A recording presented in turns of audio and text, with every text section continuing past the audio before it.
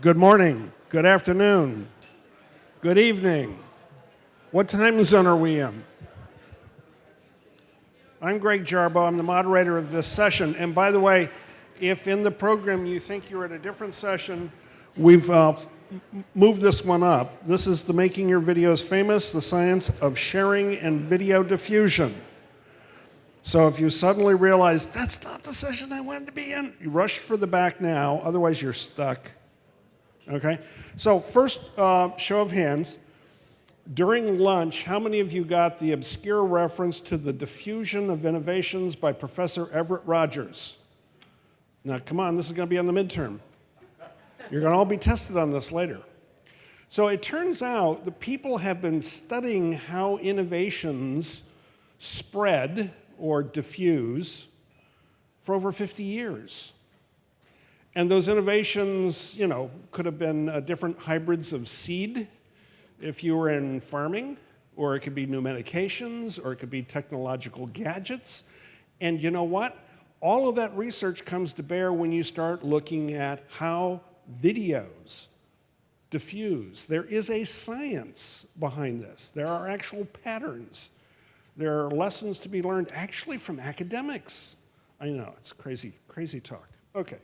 So with that in mind, I want to introduce you to some people who can actually bring this to life for you. And the first two are Deborah and Jason from a group called Unruly. And they are not unruly. You're actually very nattily dressed and buttoned down.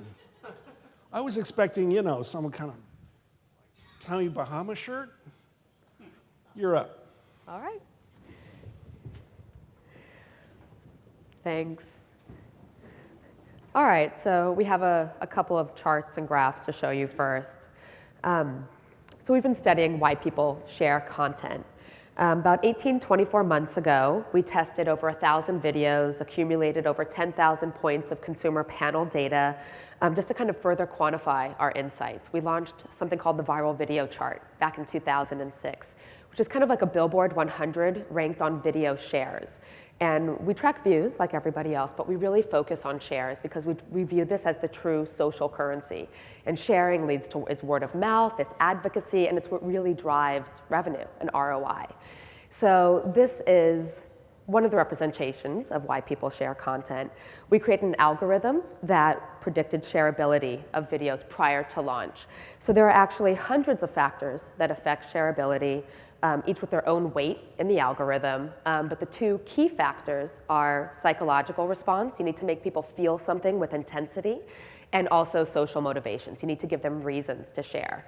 So this is a representation. We don't actually use a Scantron with our panels, of 18 key psychological responses that really matter in the branded content space. And I think to take a step back for a second, just to kind of give context in terms of Unruly overall, and thank you, Greg, for the wonderful introduction. Overall, the 10,000-foot view, Unruly, we are a global video technology company that gets brands' content watched, tracked, and shared across the entire social web. We started purely as a distribution model. That was the core of our business. As social video, as I'm sure all of you can speak to, as it continues to evolve, so too has Unruly continued to evolve to that set, which is really where we're focusing on, which is the ShareRank product that Deborah so eloquently spoke to earlier. From that side, she spoke to the psychological responses, make them feel something. We also look at social motivators, so that being in terms of why are they sharing? What are the factors in that are helping them to share? Is it zeitgeist, so something's topical? Is it self-expression? Is it kudos, where they want to be recognized within their own social communities and things of that nature? And those elements all pull together in terms of the level of intensity and allow us to literally predict the shareability of a piece of content, and that's where ShareRank was born out of and born through. Yeah, and we've heard a lot today about content and how do you make content that's shareable and all the challenges. And our recommendation would be use these social motivations, these psychological responses as guidelines as you plan your content strategy. Absolutely. Okay, so we're going to ask everybody if you have the ShareRank scorecards. Excellent, thank you. Thank you. If everybody could take them out, it's not a test, I promise. We're going to show you a piece of video content from Heineken, and what we'd like you to do is rate what you see, how intense you felt it, what you saw, Why would you share it? You don't have to go through the whole thing. I promise I won't be collecting and grading you. But go ahead and pick the top 3, how you guys feel, and we'll go from there. All right, let's see if we can make it play.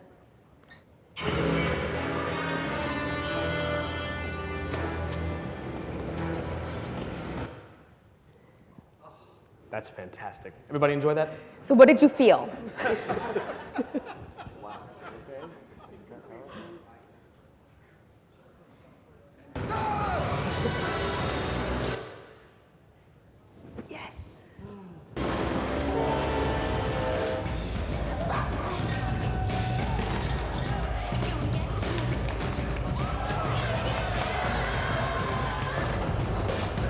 No, thank you.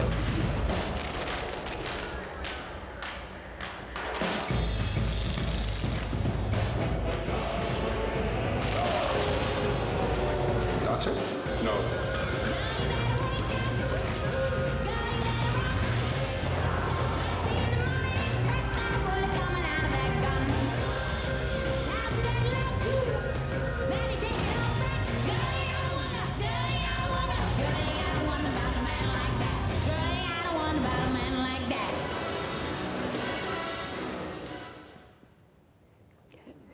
All right, so take a few seconds. Don't feel like you have to mark everything, just the few that resonated most for you.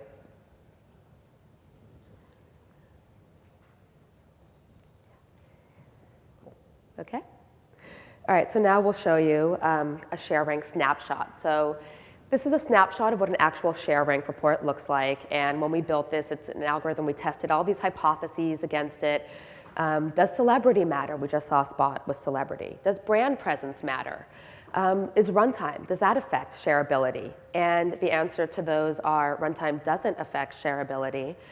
Brand presence does not affect shareability, provided that you've made your audience feel something really strongly and given them reasons to share, and hopefully multiple reasons to share, like a plan A, B, C, and D, just to kind of hedge your bets.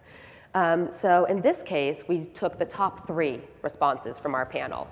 This Heineken spot had a big hilarity circle. You can see Heineken, the sector norm, other alcohol brands, and the market norm all have hilarity as factors here. And just to give you a frame of reference, the size of the bubble, the diameter of the bubble, shows the percentage of respondents who said this was one of their top 3. And then the height of the bubble is that intensity along what would be a y-axis. So Heineken, the sector, and the market have all gone for hilarity, which is actually a very fickle trigger. We actually released a Science of Sharing white paper, and we have some copies out front for anyone interested. But the headline of our press release was "Stop Trying to Be Funny." It's the hardest to get right. It's, as you can see, marketers at some point somewhere, felt that people had to have positive associations with their brand, so everyone wants to be funny. There are other ways to get this attention without being funny. And as you can see, with middling results, right? That intensity is kind of middle of the road. And we've found in our research and research from academics that if you can elicit a high intensity, that's where the sharing happens. Middle of the road doesn't really buy you shares. So Heineken has hilarity, happiness, and exhilaration, which all came through from that spot.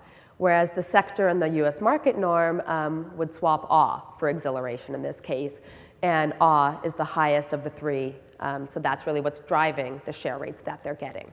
What is interesting is that hilarity and happiness often go hand in hand, so there are some complementary triggers we'll come to later as well with our IBM case study, but hilarity, happiness, warmth, that's kind of a golden trifecta of shareability. So moving on to more of the social motivation, so the reasons that they actually would be sharing it and the intensity levels. The 3 levels you can see with the Heineken video were obviously zeitgeist, kudos, authority, or shared passion. And all those 3 make a lot of sense if you're considering the context of the video. First being shared passion. So if you're a Bondie, you're going to obviously want to share this piece of content with your other Bondies, if you will. Kudos being authority. If you are a Bondie, you're going to want everyone else to know that you really do know what you're talking about in terms of the films and the Bond history and stuff like that. And interestingly enough, and this speaks to really understanding your brand, your content when you're releasing it and having all of that fall into perfect harmony, is zeitgeist. So this was released, this piece of content from Heineken was released around the actual release of the film as well. So obviously it was very topical, and that helped with the sharing motivations as well. Right, and just to touch on the US market norm, so zeitgeist is always really common. It makes sense. You want to share topical things. Social good is also up there. So social good is usually associated with charities and causes and organizations. The reason that it's one of the top 3 responses is that it's really powerful. So when people do feel a connection with the social good, they feel it strongly. So it's also interesting to note there were a couple of zeitgeist bond clips. Did anyone here see the Coca-Cola 007 and You video spot? All right, well then you should stop by our booth later because we show kind of a case study of the 2 James Bond ads. That was more of a prank for it. It challenged individuals to kind of run around a train station within 70 seconds and threw a lot of obstacles in their way. And they had actually 2 very different levels of sharing. So Coca-Cola shared very highly. This Heineken spot actually shared, towards the lower of our share rank curve, which is actually an exponential graph. But in this case, they hired 2 actors from the James Bond film. So that was that celebrity piece that was probably very expensive. It didn't help them with shareability, and that budget probably could have been reallocated in some way. So celebrity can amplify a really powerful spot, but it can't save one that's more middle of the road. All right, so that's it as far as the slides. Great. Thank you. Now, before we go to our next speaker, let me tell you what you have in your hand. That scorecard. I handed out a bunch of these to some students at Rutgers, and then I wanted them to hand them back in so I could tabulate them and, figure out what the aggregate score was. The students wouldn't hand them back. They recognized that that's the secret sauce. So I'm not even going to attempt to ask you to turn these in and we can tabulate the stuff. I'm just going to go to our next speaker, who is with Ogilvy One. His name is Rob Davis. And Rob's going to share with you a case study of how company IBM used this in one of their campaigns. Rob? Thanks, Greg. It's a pleasure to be here. I'm really, I'm kind of excited. I'm going to admit that I'm somewhat of a real SEO fanboy. I've really enjoyed real SEO since the beginning. I've been in this space for 20 years, believe it or not. That's when I started working with interactive video, and it's kind of exciting right now because there's so much going on around the industry. We've been through some pretty big lulls. I've been fortunate in my time that I've been able to work with some great brands. I was an executive producer of Convergence at MTV for a while, where my job was to create TV programming that had interactive components to it, play-along components. Also ran the digital businesses at AMC and the Independent Film Channel. And now I've spent the last 5 years or so at Ogilvy. And we heard some interesting opinions about agencies and their roles in the online video space this morning. I will be the first to admit that a lot of big agencies suck at this. We're trying not to be quite honest. I think we're known for a lot of our bigger work. I mean, you saw some of our Dove work this morning. That was a winner at Cannes this year. We had an IBM film, the world's smallest movie, A Boy and His Atom. That was an a Cannes winner as well. But what we're trying to do is balance out what are these big viral hits with what the rest of the marketplace is supporting, and how can we take the content that our clients need to take the messaging that they want to get out there, and make it relevant to the audience in a way that we can measure impact against the business. So, I come at it from a science point of view. I think we've heard a couple of times today that this is a new field and we're just kind of learning and nobody's really sure. Actually, I think there's more to be sure about than we give ourselves credit for. And there's a lot of data out there. So the project that we're going to talk about today is a project called 5 and 5. You may have seen this over years past. Every December, IBM releases content around 5 technological innovations that will change the world within 5 years. And the challenge that the brand gave to us this year was, we want to do this a little bit differently. We want to make sure that we're taking advantage of everything that online video and social behaviors has to offer. So how can we craft this story in a way that's going to activate sharing? How can we craft this story in a way that takes advantage of what customers are looking for? So rather than doing what you may think an agency always does, which is get some creatives in a room, make a video, put it out there, and put a ton of money behind it and hope that it works, we kind of took a different approach. We started with something that we call intent modeling. And it's this notion of looking at our target customers' behaviors on the internet. What key phrases do they use in search? What vernacular are they using? What kind of content are they watching, and what are they doing with that content? If we know that, then we can start to make the shift from being a disruptive advertiser into a content producer that's going to create content that's actually relevant to the audience. I don't really have a lot of interest in disrupting my audience. I want to elevate my audience. I want to pique their interest. I want to make them laugh if that's what I'm after. I want to make them feel smart if that's what I'm after. And the way that we approached 5 and 5 this year was to break it down into 5 separate videos, connected via YouTube annotations and a couple of other little technology tricks. And this year's stories are about the 5 senses, excuse me. Each one is a technological advancement against each of the senses. And when we started talking about shareability, we started that conversation before we had shot a frame of video, actually before we had a storyboard done. We wanted to make sure that we were going to tell these stories in a way that people were going to communicate, or that people are going to relate with. And then every stage of the process, from the creative development through the creative approvals to the distribution plan, it was all around the science of understanding what our audience wanted and how they were going to consume the content. And I know that I am probably be the 20 millionth person to use the phrase paid, owned, earned. But what I want you to take away from today is actually forget that phrase and flip it around to owned, earned, paid. It's so silly, it's so simple, but it's actually the secret of what's working right now and what's working for this kind of non-disruptive content. If you make the content your audience is looking for and you nail the owned platform, so let's define an owned platform as anywhere that you can publish without writing a check for that privilege. So it's yourown.com, it's YouTube, it's Facebook, it's Twitter, it's Vine, Instagram, you know, on and on. Get that right. Get your platform. That's your platform for sharing. If you don't get that right, forget it. Nobody's going to share your content because no one's going to find it, and you're certainly not going to aggregate views in any meaningful manner. Focus on the earn piece. Focus on activating the earn piece in a number of different ways. Focus on it with partners that focus on sharing, like Unruly. Focus on it with your with influencers, your traditional social media strategies, and then save the paid piece. Save the paid piece to activate what you really need to activate. When somebody comes to me and says, I've got a video project and here's the paid campaign or here's the paid media up front, the first thing I say is, that's TV. That's TV. That's how we're trained to think. The first thing we're thinking about is the money. I don't think about the money first. I think about the audience first. So the content that you're going to see in the case study that we're going to talk about today is an audience-first case study. It's a case study where IBM made a very, very conscious effort to nail the owned piece, to make sure that they took advantage of everything digitally, every digital pathway that they control, activate the earned piece, and then do the paid spend wisely so that we got in front of the people we wanted to get in front of, and we got in front of people who thought that the content was relevant. So I believe the video that we're going to watch is one of the 5 senses. It's around touch. I won't say too much about it, but let's watch the video, and then afterwards we can talk about some of the learnings from it.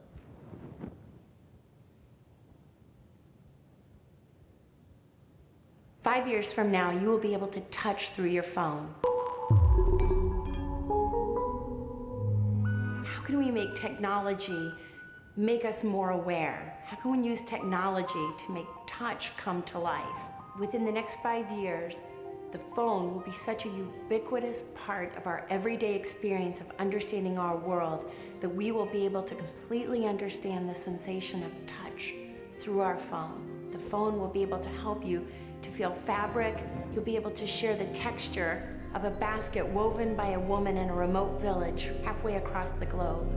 So if you think about buying a shirt online, we can use different technologies like vibration, like being able to manage vibration through an understood lexicon of texture, to be able to use vibration to translate burlap versus linen versus silk, and how heavy or rough is the texture, the vibration as you stroke your finger across the face of the phone. The device becomes just as intuitive as we understand touch in any other form today.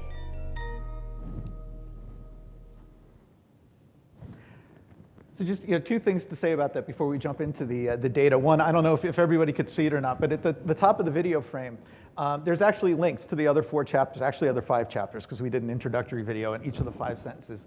Those were all hot links through annotations, through YouTube, other video players. It was a way that we wanted to present this content to people in a fashion that made them understand that it was more than just one video, that there was more to do here than just click play. And the other thing that I want to point out too is engagement. These videos have incredibly high engagement rates. And I think that most of you are probably seeing engagement rates around 40 to 60% for most of your content. In the B2B space, we're really happy when we see, and this is not an IBM specific number, this is B2B in general, we're really happy when we see engagement rates of 49 or 50%. These videos were off the chart.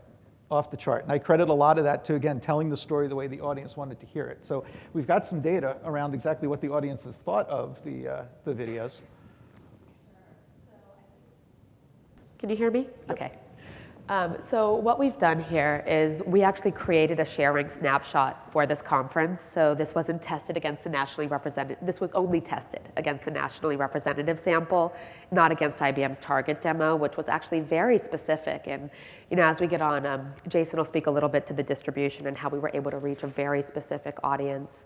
But the reason we're showcasing touch is because we showed all 6 of the videos through our player. IBM gave us a specific KPI that they were hoping to reach. And we have our own innovation called dynamic creative optimization, where it tracked all levels of engagement for all 6 videos and then optimized the one that was having the highest engagement levels, which was touch, which is why we're talking about that today. So in this case, awe is the most intense response, and that's what really drove that depth of feeling, that passion. And awe is actually something that's used in the market as well, right? Because it's a very passionate feeling. But what's really special, and what I really want to call out about the work that Ogilvy and IBM did here, is the size of that knowledge bubble. It's off the charts when you compare it to the sector norm, and knowledge is rarely something that factors into the US market norm as far as the top 3 responses. Knowledge is also amplified by surprise. They go hand in hand, and that surprise gives you that schema disruption, that aha moment where you actually need to do a little damage to create entry into an existing knowledge structure in someone's brain. As far as the tech sector, again, using hilarity, which as we know is a fickle trigger, like the normal market, and then again, knowledge and surprise. But knowledge and hilarity and surprise, they're a little bit at odds with each other, which is a bit of an issue for the tech sector. Before you You want to head back? I think the most interesting bubble for me on this whole chart, and I really think it speaks to what Rob mentioned earlier and how he knew what his audience needed to be and where he needed to go to reach that audience, is the hilarity bubble within the sector norm. So there you're looking at the entire norm, you're looking at the sector as a whole, and there are so many other tech companies that are looking to hit hilarity. And if you look at the bubble, like we mentioned earlier, look at how low it is, look at how tiny it is, which means you have all of these companies that are in the tech sector saying, I need to hit hilarity, and none of them are doing it terribly well. Meanwhile, you look at IBM, who bucked every trend. There wasn't a joke in the entire video, and their numbers, to Rob's point from earlier, was off the chart. So I think that speaks to the validity of not only what he was doing and what Rob was doing for IBM, but the way Unruly distributed the content and who we distributed the content to as well. Well, and it speaks to having the audience that will accept that, right? I mean, there's nothing wrong with funny video, but for a brand like IBM with this kind of story, I mean, we're not going to do a ship my pants around touch technology, even though it might be funny. But what this showed us, and I was really psyched when I first saw this chart, because it was kind of like checking the box at saying, yeah, okay, what we did was we proved that we can create engaging content that's true to the brand, that doesn't have to rely on humor, that can rely on awe, that can rely on knowledge. And IBM took that to heart. So what you've seen since these videos have come out, what you're seeing in future IBM content is coming from this understanding now that, yeah, this is a valid way that we can reach the audience that we want without having to sell out the brand or do something that the brand doesn't stand for. Right, knowledge is really important for the tech sector, and IBM achieved it in spades. These are the social motivations. So again, if you look at IBM's ad versus the sector norm and the market norm, we see higher, wider bubbles, which is great. So zeitgeist makes a lot of sense in this case. Innovations with technology, reaction seeking. People wanted to, let people experience these reactions, and then social utility. They're sharing it because people will find this useful, which is also a nice complement to that knowledge response. Whereas in the sector, we see the same triggers, but at a slightly smaller and smaller diameter bubble. And then for the market norm, we see that social good trigger again, because that resonates really highly with the market. I think it's interesting against that chart as well, to Deborah's point from earlier, this was tested against a national audience for the purpose of this particular conference. We didn't even test it against IBM's particular KPI. So we can only imagine that the numbers and the results would be even higher and the intensity would be even greater if we actually used that as well. So just giving just a piece and point of view. Are you in awe? Okay. Let me tell you, I am a agency skeptic. How many of you were in the session yesterday? How many of you heard me say nasty things about big agencies? How many of you heard me quote Ogilvy 3 times? Yeah. So there are exceptions to every rule, and we have one right here on stage, and that's nice. Thank you. And the unruly people, again, with a name like Unruly, you figure they come in with wild hair and crazy ideas, and they come in with methodology and research. And it's like, I thought we were supposed to all do this with our gut instinct, man. It's like, no. Guess what? And what that does is it makes it replicable. You can do it again, you can do it again, and you can do it smart. You can zig when everyone else is zagging, and that can have huge, huge benefits. So hopefully that's taken the edge off your awe, and you now have questions. Go ahead. It's all right. It's safe. Ask. There's a tentative question. There's a semi-question? Boiling up? No. He's going to stifle the question. Okay. Oh, there's one. 2. Don't be shy. Because if you don't ask questions, I'm just going to talk for the next 25 minutes. That may or may not be a good thing. Thank you. Just a quick question. I'm wondering where the cutoff is. I'm a DRTV refugee. Spent the last 13 years in DRTV, making the leap. What's the cutoff size for a company, for example, for Unruly? Everybody's talking about scale. Obviously, this is where it's going, this is where it is, but for whom? You know, are these types of tools scalable and affordable for, you know, say a company that spends $1 million a year on advertising? Sure. I think there's kind of, and I'm not trying to evade, I think there's 2 ways to look at it. I think, you know, everybody speaks to, they all talked about it earlier, everyone, every panel. Here's a video, just make it go viral.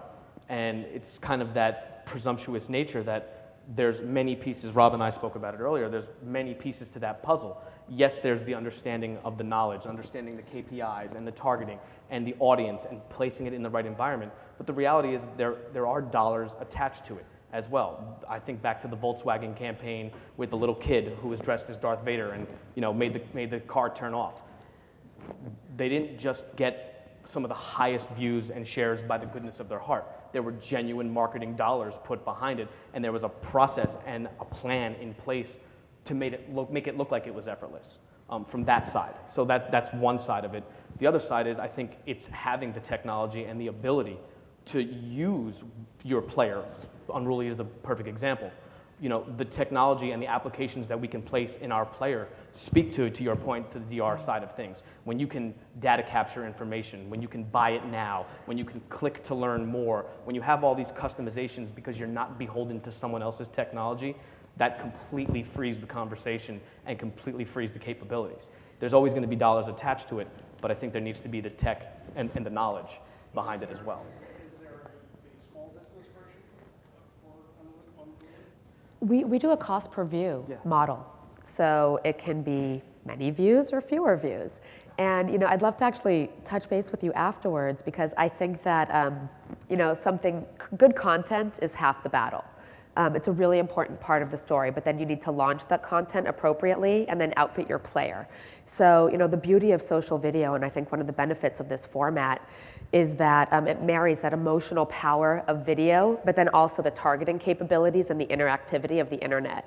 So we have a player that also doubles as an app launcher. We created for Little Caesars a store locator where you actually can launch apps from within our player and you don't have that drop off with each step, being an opportunity to lose that viewer, lose that customer. So I almost position it as turning the video viewing experience into an impulse purchase buy. There's data capture for email. We've actually positioned, we have something called the Navigator app where you can have 3 apps next to each other where it can either be, enter your email to receive a quote, type in your zip code to find the office closest to you, or buy it now directly through an online site. And all of that can happen without even leaving the player. And I got to say, I'm thrilled to hear that there's somebody with a DRTV background here. David Ogilvy used to say that direct response was his secret weapon, and it's something that I really believe in terms of customer engagement. And we look at what's going on in the online video space. There's a lot to learn from what we've learned about one-on-one communication and one-to-one engagement in the past. And I love to talk about videos that got millions of views, but one of the most successful videos I've ever produced has been stuck at about 10,000 views now for a little while. It's 3 years old, 10,000 views. Not many people would brag about that. But it was targeting at a very niche tech audience, and it actually, I believe a couple people talked earlier today about generating leads from video. We could actually quantify the leads in the business that video drove, and it was one of the most successful pieces that we've ever done based on the value to the client. So I would encourage you to share all your DRTV knowledge with everybody in the business, because we need to be aware of that. There's another question back over here.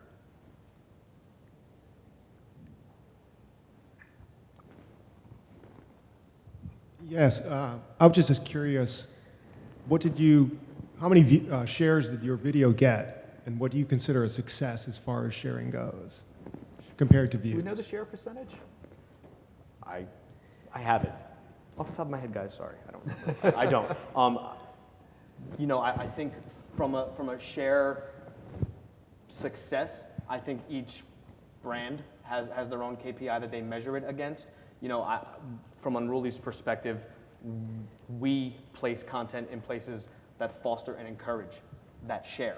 And what we build into our player helps push that share along as well. So again, not to evade the question, but I think the definition is by brand and by client. It's tough to say, here's the high watermark or whatever that might be.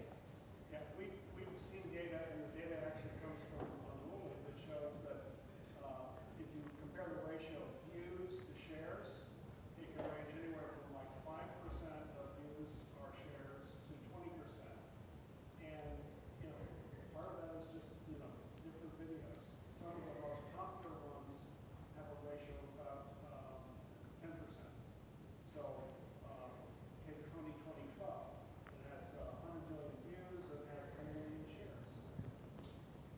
So one of the things that maybe at work there is the fact that when one person shares it, their circle of friends, and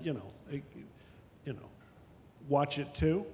And some people have 5 friends, and some people have 20. Right. In terms of shares, we trained our share rank algorithm on, hundreds of videos, and the most highly shared video that we saw was actually Procter & Gamble's best job from the Summer Olympics, where I don't know about you guys, you wanted to cry and then call your mom afterwards. That had a 20% share rate. We also say there are a lot of videos that get posted up on YouTube or other video platforms that barely see the light of day because there's 100 hours of content uploaded to YouTube every minute. There's a lot of content, so it's really important to make sure that content is discovered. So we tell brands that if you're achieving a 1% share rate, it's perfectly respectable. And it's important, to understand across that whole owned, earned, paid spectrum where your views are coming from. I had a former client who I just really, really adore him, great person, called me up one day, very excited. We've had our first viral video, our first hit. Got over 1 million, our brand's never had over 1 million. Viral, viral, viral, viral. And I said, oh, okay, that's interesting. And I went through his data and found out of his 1 million hits, he'd paid for all but 50 of them. So, there was no viral behind this viral. And I think sometimes too, when we talk about percentages, it's interesting to hear the 20% number. I think we get fooled into thinking sometimes that when we're talking about sharing, that we're talking about like 99% of your views coming from sharing. And that doesn't happen. And that's why I constantly stress the need for balance in how you're looking at your own media, your paid media, and your earned media.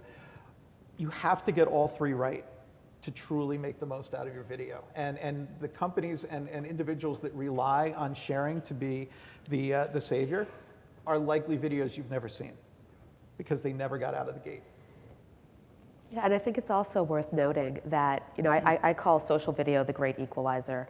We've seen flashy brands succeed and flashy brands fail. We've seen unknown brands have really high share rates. One example that I always love to give is there's an ad, and I have a bit of a cold, so I hope you can understand me, but there's a Belgian banking conglomerate, right? Not branking, but banking. And there's an ad from Febelfin, and it's a brand that I had never heard of before I started working at Unruly and digging a little deeper into this. But they created a really great spot where there's this mystic who's reading people's palms. They come into his yurt, for a session. And the ad essentially starts, talking about their life, their family, their favorite colors, and digs really deep into their financial history, even, reading off the numbers of their bank account. And people start to get really scared. And then the payoff of the ad is, to reveal the magic behind the magic. And this, the screen drops, and you see all these guys in ski masks, looking like robbers, just trolling people's social networks. And it's a public service announcement just showing people how public their information is and that they need to do a better job of securing it. Shared incredibly well, I want to say over 10%. And the key responses there, the psychological responses were fear, shock, surprise, knowledge, and then it was shared for social utility. That was something that you would send to every single person who matters to you in your life to make sure that they're protecting their data. Other questions? Yes, sir. Hold on. I'm going to leap off the stage. Well, we could have had a viral moment here. Hi.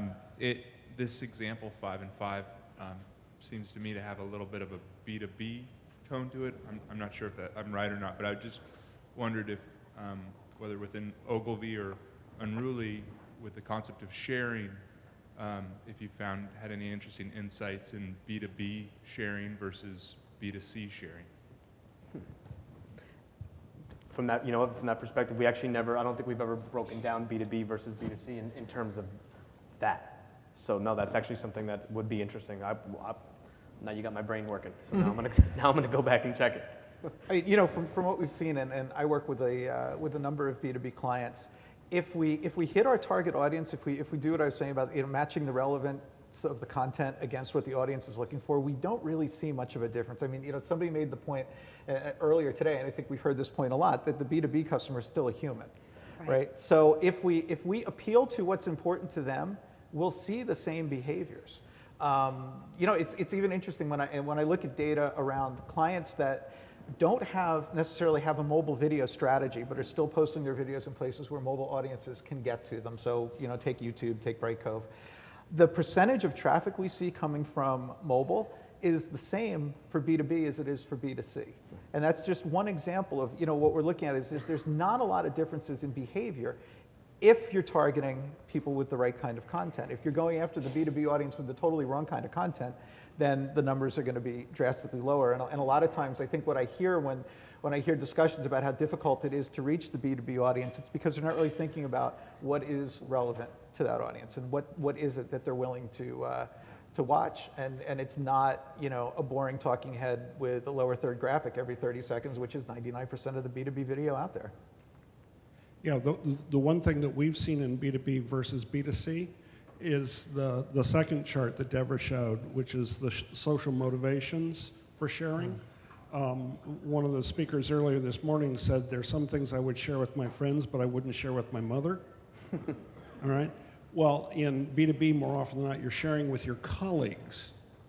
And so again, who you're going to share this with begins to filter what motivation you might have to send it around. And so suddenly utility becomes, or knowledge, some of the triggers that will make it okay to share a video inside the office are a little different than hilarity, which might work in a B2C case, but somebody down the hall might not find funny.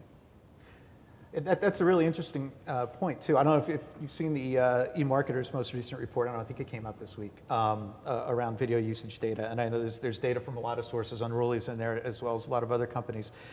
But in looking at what encourages people to share, something that came up in the data that's been echoed in our experience is that, and I'll tell you our little twist on it, people love to be the first with something. So if it's something like this, to Greg's point, you want to be the first professional in your network to find the cool B2B thing. So it helps you raise your social profile. It helps you raise how people think about you and your knowledge. The other thing that I think is interesting is that we've noted that you've really got 72 hours from, well, according to eMarketer, you have 72 hours from the time the video launches to tell if you've really got a success in terms of sharing. If it hasn't started, if the sharing hasn't started in 72 hours, you're screwed. I will put an asterisk next to that. You could have that 72-hour period start 6 months after the video is launched. What matters is the trigger. You could put a video up now and not do anything and launch your media in 3 months. From the time you have that trigger, the media launch, from the time you trigger your social effort, that's the 72-hour period. Coney had the 72-hour period from the time the social effort triggered. 5 and 5. From the time that all of our efforts around it triggered, not from the launch date, but from the time that the triggers went into action, 72 hours, we knew what we had. A Boy and His Atom, IBM, 72 hours, we knew what we had. If you're not seeing the sharing and the social uptake that you want after 72 hours, you have a problem. We've actually created something called the social diffusion curve, which we have a copy of outside in our Science of Sharing white paper. But what it shows is that 25% of the shares occur within the first 3 days. 10% occur within the first 2 days from launch, and then any other big publicity event. So we did a bit of research into ads from this past Super Bowl, and we found that Budweiser, which was the most shared ad from the Super Bowl, actually experienced 2 viral peaks because they launched their ad ahead of the big game, had their viral peak, and then were able to leverage the publicity from the broadcast during the Super Bowl, had a second viral peak. And we talked yesterday about the Forest video, which Jason mentioned with little Darth Vader. That had something similar where there was some news about the star having a heart condition, again, triggered a viral peak. Hi, thanks guys, great job. 2 questions if I may. The first one is, we've learned thus far that the somewhat predictable suspects of hilarity, awe, inspiration, etc., generate engagement, passion, sharing, etc. I'm curious beyond that if you've experienced any anomalies or any surprises that you were certain would never fly that somehow flew. That's my first question. Second question is, regarding the sharing percentages that you've been throwing around, can you break those down between desktop and mobile? Thank you. Sure, we actually have that data. Yeah. Mobile, I want to say, is about 37%. 37% of shares are video. All right, we'll have to get back to you on that one. I don't have it off the top of my head, but we do have that data. As far as anomalies, I mean, I think one might consider an anomaly the fact that you can produce large volumes of content that will never find their way onto the Unruly chart or the Ad Age chart that can be extremely valuable to your clients. So I think one of the constant surprises that we get, or the surprise looks we get when we start engaging with clients for the first time, is when we talk about not going after millions of views for every video and figuring out across the spectrum of what the client needs to do, what are the jobs video needs to do, and then create the content against that. And I think if there's an anomaly or a surprise, it's a surprise from clients when they see a video with a relatively low number of views having an extremely deep impact on CRM or lead generation. I think in terms of content-wise, one that I think people were looking at and wondering how it went would be, I believe it was the Facebook Chairs video from a couple years ago. I think everybody was waiting with bated breath to see, oh my gosh, this is going to be their first foray and really put themselves out there. And then all of a sudden, everybody just kind of sat there watching it. And it didn't resonate with me as much. I'm not saying it was bad by any means, but I think a lot of people were kind of expecting more. From the other side, where nobody saw the piece coming, but it still blew up exponentially, was what Deborah mentioned earlier, the Coney video from 2012. I mean, that was almost 30 minutes, if not longer, and it was horrific in terms of the information being shared, and it was so horrific that it grabbed everyone. And I think that shocked a lot of people as well. And Andy, it went viral 3 days after it hit YouTube, but it had actually been on video a month earlier and didn't squat. Yep. Yep. So, again, sometimes you got to be in the right place in order to take off. That's a great point. It's something I point out a lot of. The day before Coney took off, the number of views on Vimeo was 0 for the day before. So, but it had been live for weeks, right? I mean, you got it. You look at these triggers, and Yeah, let me do something that our panelists can't do without shame. But I'm shameless. so am I. Let's do it. Now we're nervous. I'm in marketing. Come on. They have a booth right outside the door here. And you're going to want to talk to them because they actually have data. But steal, thieve, collect, pocket, walk off with, some of those white papers. There is data in there that you're going to want to digest because it'll make you look like the smartest person in the room when you go back to the office on Monday. It really is worth collecting. Was that shameless enough? That was lovely. Thank you. Okay. Anything else? If not, we're going to take a quick break and then 5 minutes and we have another session.